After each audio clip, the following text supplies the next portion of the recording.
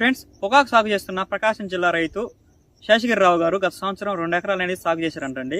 ఈ 2 ఎకరాలకు గాను అతను పెట్టిన పెట్టుబడి పోగా ఎకరానికి వచ్చేసి 70,000 నుంచి 80,000 అనేది మిగిలినాయి అంటండి. అదేవిధంగా ఈ సంవత్సరం కూడా ఒక ఎకరాన్ని పెంచుకొని 3 ఎకరాలుగా సాగు చేశారంటండి. ఒక్కొక్క ఎకరానికి వచ్చి 1,30,000 అనేది ఖర్చు చేశారు. ఈ 1,30,000 గాను ఎకరానికి 18 క్వింటాలు అనేది దిగుబడి తీసుకున్నారంటండి ఈ సంవత్సరం. ఈ 18 క్వింటాలను కింటా వచ్చి 14,000కి అమ్మడం వల్ల మార్కెట్లో ఇతనికి ఈ సంవత్సరం అతను పెట్టిన పెట్టుబడి 1,30,000కు పావుగాను ₹1,00,000 అయితే మిగిలినాయి అంట.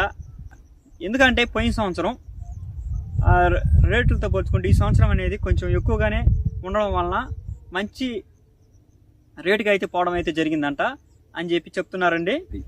అంటే ఎకరానికి ₹1,00,000 మిగులుతున్నాయి మీకు. ఓకే, అయితే ఈ కౌలు కాకుండా ఎకరానికి ఎంత ఖర్చు అయింది? కౌలు కాకుండా ఇవాళ